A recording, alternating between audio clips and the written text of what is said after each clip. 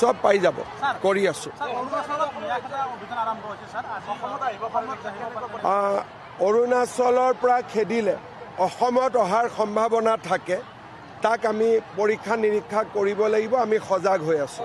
অসমলৈ বাংলাদেশী আহিছে আৰু কি আপুনি পৰীক্ষা নিৰীক্ষা কৰিম বুলি কৈছে? ডাইৰেক্ট কোবাই বাংলাদেশত থৈ আহকগৈচোন। আকৌ কি অসমলৈ বাংলাদেশী আহিলে কি পৰীক্ষা নিৰীক্ষা কৰি লোৱাৰ পিছতে বাংলাদেশলৈ পঠিয়াব নেকি? অসমলৈ যদি বাংলাদেশী আহিছে কোবাই পঠিয়াই দিয়ক।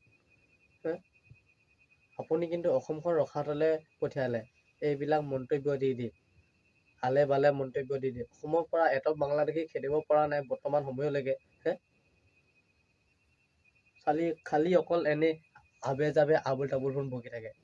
আৰু বাকীখিনি শুনকচোন কিনো কৈছে। উচ্ছেদ চলি আছে, এইটো বন্ধ কেনেকৈ হ'ব? সেইটোলৈ আমাৰ কোনো কমেণ্ট নাই। যোনে আহে আহক, যোনে যায় যাওক।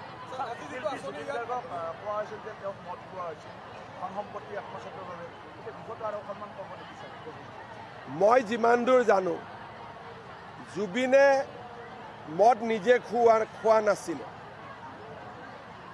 জুবিনৰ টকা পইচা যাতে হেৰফেৰ কৰিব পাৰি, যেতিয়া গান গাব গ'ল মদ খুৱাই দিলে, বিহু কমিটিয়ে 5 লাখ দিলে, 2.5 লাখ দিয়া বুলি জুবিনক কৈ দিলে, নিচাত থাকিব ই 2.5 লাখ বুলিয়ে মানি ল'ব। তেনেকৈ জুবিনক ষড়যন্ত্ৰমূলকভাৱে এছামে মদ খুওৱা কামত লিপ্ত কৰাইছিলে আৰু তেনেকৈ মদ খাই গ'ল। মোৰ লগত যিমানবাৰ ৰাতিপুৱা আহে কেতিয়াওতো মদ খাই নাহে।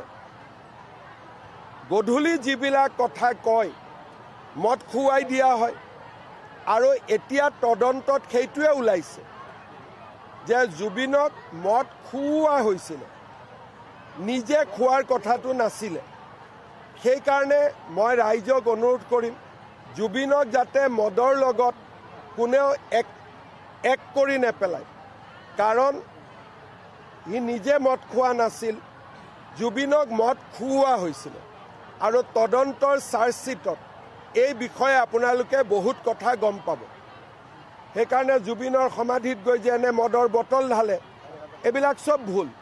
মদৰ লগত জুবিনে নিজে কেতিয়াও মদ খোৱা নাছিল। জীৱনত জুবিনক মই 50 বাৰতকৈ বেছি লগ পাইছোঁ। মোৰ লগত আহোঁতে তেওঁ কেতিয়াও মদ খাই অহা নাছিল।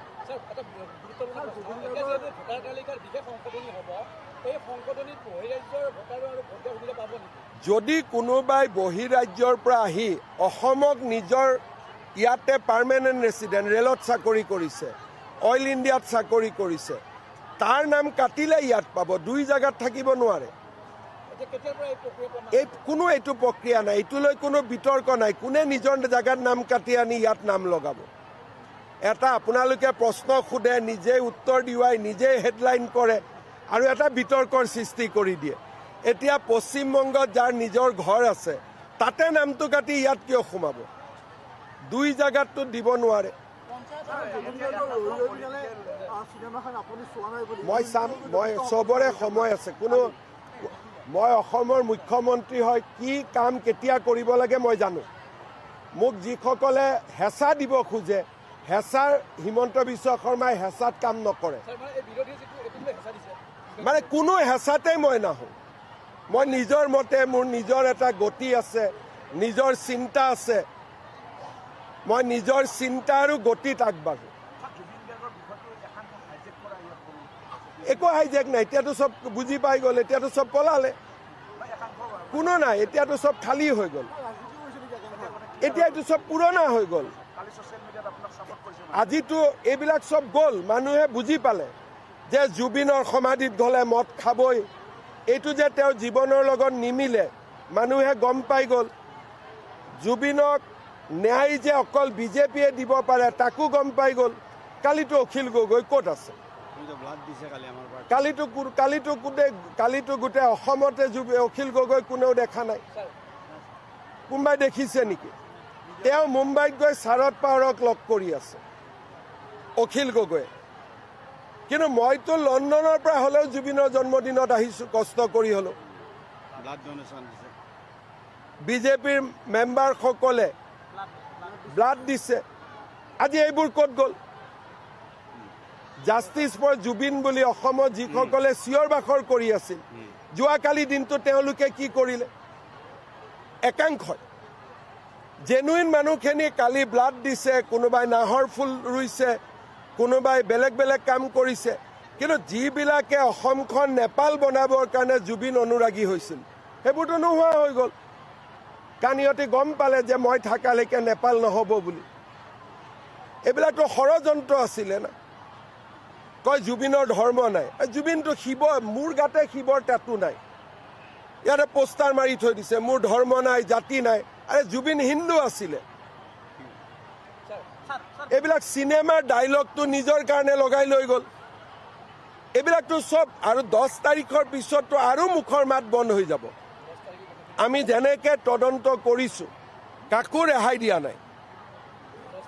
10 তাৰিখৰ আগতে মইতো 8 বুলি ভাবি আছোঁ, 8 নহ'লেও 10।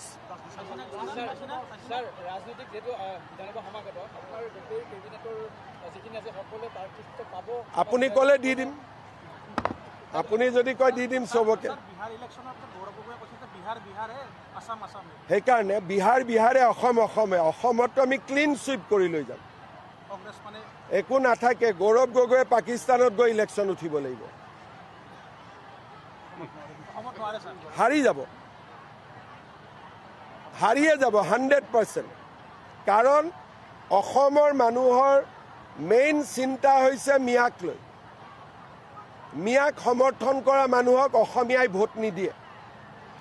তেওঁলোকে সেইকাৰণে এভিকশ্যন যাতে নহয়, মিয়াই যাতে ৰক্ষা পায়, সেইকাৰণে ইমান দিনে জুবিনক লৈ ৰাজনীতি কৰি আছিল। জুবিনৰ প্ৰতি মৰম নাছিলে। জীয়াই থাকোঁতে জুবিনে কাৰ কথা কৈছিলে? মোৰ কথাহে কৈছিলে। জুবিনক সন্মান কোনে দিছিলে? আমি দিছিলোঁ। এইবিলাকতো মৃত্যুৰ পিছত খালি মিয়াক বচোৱা ৰাজনীতিৰ কাৰণে জুবিন গাৰ্গৰ সমৰ্থক হৈছিলে। আচল জুবিন গাৰ্গৰ সমৰ্থক অসমীয়া মানুহখিনি। লাহে লাহে প্ৰমাণ হৈ আছে। কোনোবা মিয়াৰ জলচাত জুবিনৰ ফটো দেখিছে নেকি? কোনোবা মিয়াৰ ধৰ্মসভাত জুবিনৰ ফটো দেখিছে নেকি? আমাৰ মন্দিৰত জুবিনৰ ফটো আহিছে, কোনোবা মছজিদত জুবিনৰ ফটো দেখিছে নেকি? মিয়াৰ মছজিদত আমি ৰাসত শ্ৰদ্ধাঞ্জলি জনাইছোঁ, পূজাত জনাইছোঁ। এতিয়া 21 ডিচেম্বৰ নেকি গৌৰীপুৰত মিয়াৰ এখন বহুত ডাঙৰ ইজতেমা হ'ব। মই ভিডিঅ' লগাব কৈছোঁ, জুবিনৰ ফটো লগাব নে নলগায়। গতিকে এইবিলাক আমাৰ লগত যুঁজি লাভ নাই। আমি বগাক বগা, কলাক কলা বুলি কোৱাৰ আমাৰ সাহস আছে। আৰু আমি ৰাজনীতি আৱেগক লৈ কৰা নাই, আমি কাম কৰি ৰাজনীতি কৰিছোঁ। সেইকাৰণে আমি এইবিলাক ভয়ো নাখাওঁ, আমাক ভয় খুৱাব চেষ্টা কৰি লাভ নাই।